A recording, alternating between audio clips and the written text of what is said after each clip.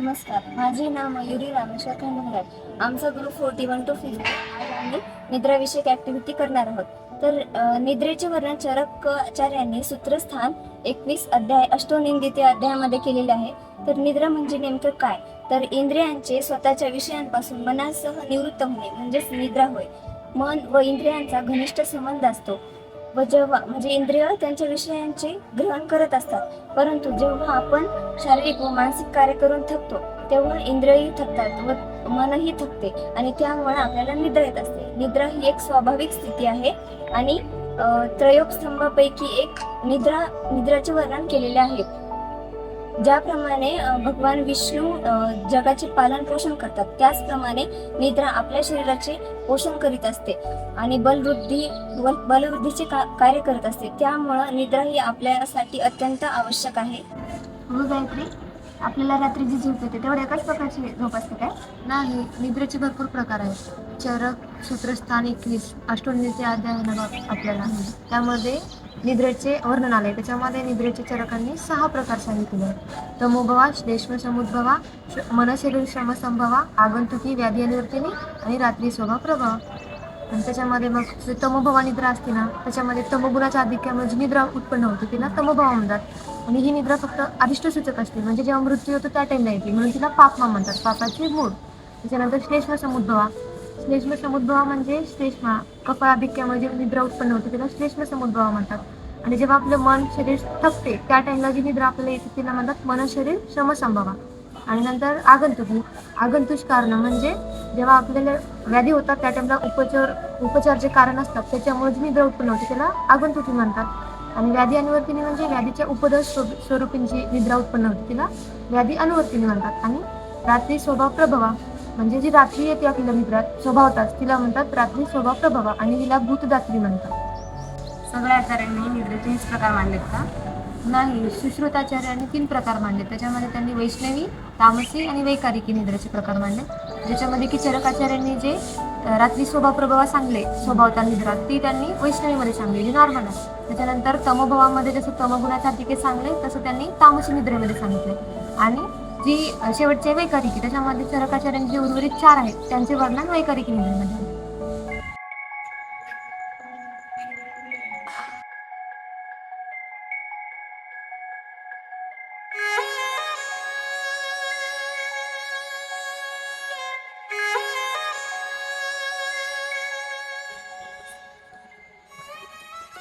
की दत्ता 10 वाजले, अजून किती वेळ बोलणार आहे? जेवण केलं का? हो मी लवकर ये जरा. हे असं पाहिलं काहूर माजलं जीवात भेटले वाटतं काही नवीन नाही रे.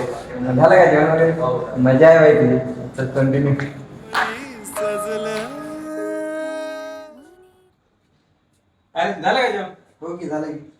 दत्ता आला का नाही? नाही रे, ती पोरीलाच बोलण्यावर आहे की. आजकाल किती 12 वाजेपर्यंत रोजच बोलत चालेल. आज 12 वाजे स्वप्न वाटते ते. होते की काय नाही, तब्येत वगैरे बिघडत त्याला म्हणून कळत त्याला.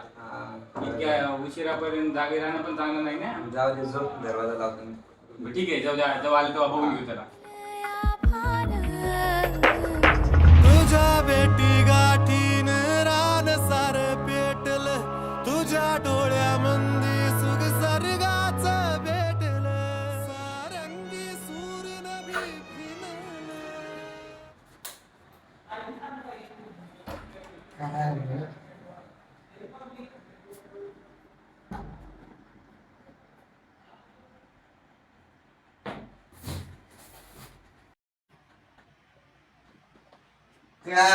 लाईट बंद करायचं. फिरतीच्या फडात धरला तू हात, असा गाळीच इंधळ हरलं.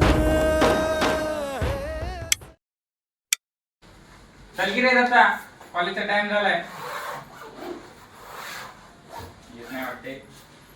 दत्ता, आम्ही जातो पुढे. येऊ.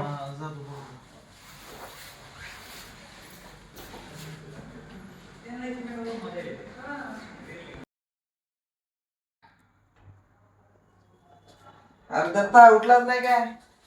उठकी रे. आज आला नाही कॉलेजला. खूप डोकं दुखतंय, ऍसिडिटी झालं वाटतं, खूप त्रास होतोय. रात्रभर चॅटिंग केला हे दुष्परिणाम दिसणार नाही आता तुझ्यावर.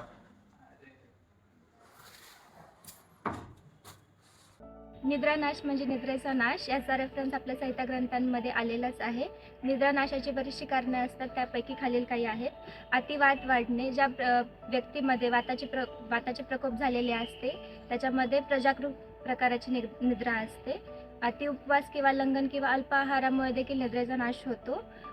जर शरीरामध्ये अतिवेदना असेल किंवा अस्वस्थता असेल तरी देखील निद्रेचा नाश होतो किंवा निद्रा ही बरोबर येत नाही किंवा जास्त काळ टिकत नाही. जागरण करणे हे देखील निद्रानाशाचे कारण सांगितलेले आहेत. अति चिंता करणे किंवा कोणत्याही प्रकाराचे जर मनोविकार झालेले असतील त्याच्यामध्ये देखील निद्रेचा नाश होतो आणि ह्याची चिकित्सा म्हणजे लंघन वमन विरेचन याद्वारे शरीराचे शोधन करण्यास सांगितलेले आहे. मॉडर्न ॲस्पेक्टमध्ये निद्रानाशाला इन्सोमनिया हे सांगितलेलं आहे. Insomnia is a type of sleep disorder in which a person is not able to sleep properly or continue his sleep schedule. मी अतिनिद्रा सांगणार आहे. अतिनिद्रा म्हणजे शरीराच्या आवश्यकतेपेक्षा किंवा गरजेपेक्षा अधिक जास्त निद्रा घेणे किंवा दीर्घकाळ निद्रा घेणे. अतिनिद्रा ही प्रामुख्याने शरीरात कफदोष व तमदोष वाढल्यामुळे येते. कफदोष व तमगुण वाढल्यामुळे तसेच अधिक काळ गुरुस्निग्ध आहार सेवन, व्यायामाचा अभाव तसेच दिवास्वाप यामुळे ही अतिनिद्रा येते. अतिनिद्रा आल्यामुळे आपल्या शरीरावर काही लक्षणे दिसतात. ती लक्षणे म्हणजे सतत झोप येणे, कोणतेही कार्य करण्याचा उत्साह न जाणवणे तसेच शरीराला जाड्यता निर्माण होणे. या अतिनिद्रेवर आपण खालील चिकित्सा करू शकतो, जसे की वमन विरेचन नस्य याने शरीराचे शोधन करणे तसेच लंघन उद्वर्तन उपवास काम क्रोध चिंता भय इत्यादी क्रिया ह्या चिकित्सा म्हणून यूज करणे. अतिनिद्रा याला मॉडर्न ॲस्पेक्टशी आपण हायपरसोमनियाशी कोरिलेट करू शकतो. हायपरसोमनिया म्हणजे a condition in which person experiences over sleepiness or excessive sleepiness. या हायपरसोमनियाचे काही रिझन्स असू शकतात, जसे की various sleep disorders like insomnia, sleep apnea, various neurological and hormonal changes, psychological factors such as anxiety, stress, depression etcetera. आणि या हायपरसोमनियावर आपण खालील ट्रीटमेंट करू शकतो, जसे की लाईफस्टाईल मॉडिफिकेशन. यामध्ये आपण आपले स्लीप शेड्यूल प्रॉपरली मेंटेन करू शकतो, तसेच एक्सरसाइज प्रॉपरली मेंटेन करू शकतो, तसेच व्हेरियस वेक प्रमोटिंग एजंट्सही यूज करू शकतो. थँक्यू. गायत्री, तू किती तास झोपतेस? मी रात्री 7 तास आणि दिवसात 2 तास. दिवसा? अगं दिवसा झोपण्याला आचार्याने दिवसॉफ असं वर्णन केलेलं आहे आणि दिवसॉफ हे वर्ज्य सांगितलेलं आहे. मग कोणत्या ऋतूमध्ये दिवसात घ्यायला पाहिजे? दिवसॉफ हे ग्रीष्म ऋतूमध्ये घ्यायला सांगितलेलं आहे, कारण ग्रीष्म ऋतू हा आदान काळातील ऋतू आहे आणि या ऋतूमध्ये वृक्षता खूप वाढलेली असते आणि रात्रही लहान असते, त्यामुळे या ऋतूमध्ये आपण दिवसॉफ घेऊ शकतो.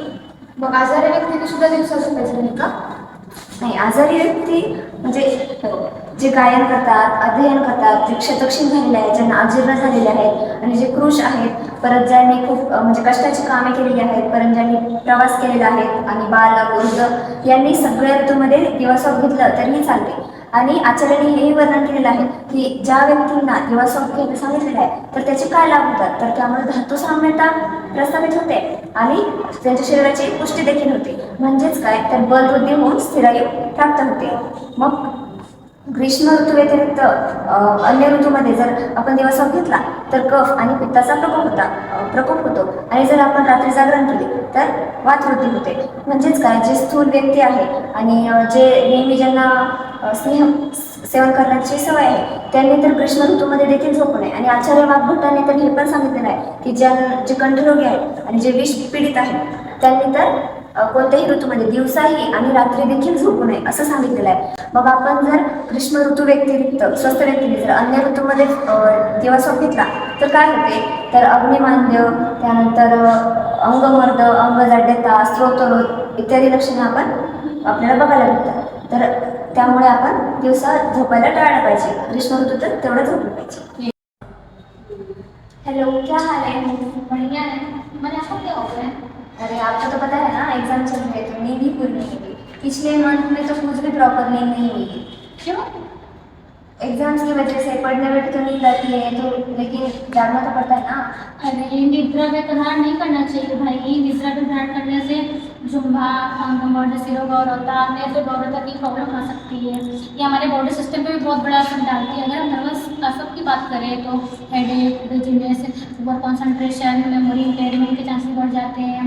और अगर साइकोलॉजिकल इफेक्ट्स की बात करते हैं तो इसमें mood swings, depression, anxiety, stress level बढ़ जाता है, इंडाइजेशन होता है, निवांत हो जाता है, हमें भूख नहीं लगती है, हमारा जो इम्यून सिस्टम है वो भी वीक होने लगता है। तो हमें निद्रा विभ्राट नहीं करना चाहिए। तर आजचा माझा टॉपिक आहे निद्रेचा सम्यक आणि असम्यक योग.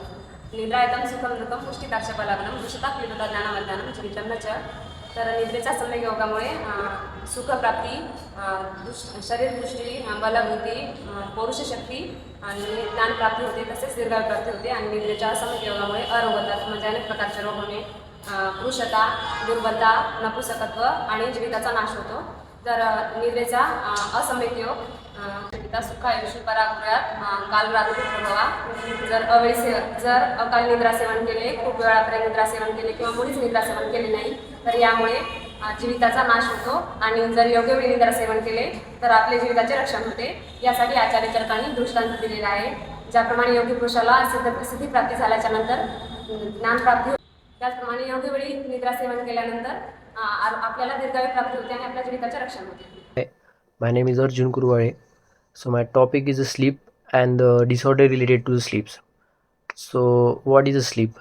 Basically, it's a natural physiological state of the rest of the body and mind in which the consciousness and the voluntary activities are reduced, allowing the body to the restored energy and the repair the tissues. Basically, it's two types: rapid eye movement and the non-rapid eye movement sleep. In the rapid eye movement sleep, the persons have the deep dreams and the brain activity is highly vigorous in the state. So and the non-rapid eye movement, there is a deep sleeps and the body get repaired tissues and conserve the energy. So next part is the disorder related to the sleep. So what is the disorder? Disorders are the mainly condition in which the person has a difficulty to sleep and abnormal sleep patterns or the breathing patterns during the sleep. The first majorly affected in the India, that is first insomnia disorder. So in which the difficulty in the falling sleep. यामध्ये कसं जो normally व्यक्ती 10ला झोपतो तो रात्री त्याला झोपच येत नाही. So second disorder is a narcolepsy in which the sudden excessive sleeps attacks in a day are happen in the person. यामध्ये अटॅक येत राहतात, म्हणजे असे झटके येत राहतात, त्यामुळं पर्सन झोपू शकत नाही. Third disorder restless legs syndrome. यामध्ये uncomfortable sensation in the legs at the nights. So again the person get more sensation, त्याचे पाय हालायला लागतात, त्यामुळे त्याला झोप पण येत नाही. So fourth disorder sleep walking. यामध्ये झोपीत हा मनुष्य कार्य करतो, काही बोलायला लागतो. नंतर पाचवा डिसऑर्डर नाईट ट्रिमर्स. यामध्ये बडबडतो, भीती वाटते त्याला, आरडाओरडा करतो, त्यामुळे झोप त्याला लागत नाही. सो सहावा द क्लेन लेविन सिंड्रोम. यामध्ये पर्सन हा जवळपास 18 ते 20 तास कंटिन्युअसली झोपायला लागतो आणि त्यामुळे it's a problem related to the sleep. So all about the sleep and the disorders about the sleep. So thank you.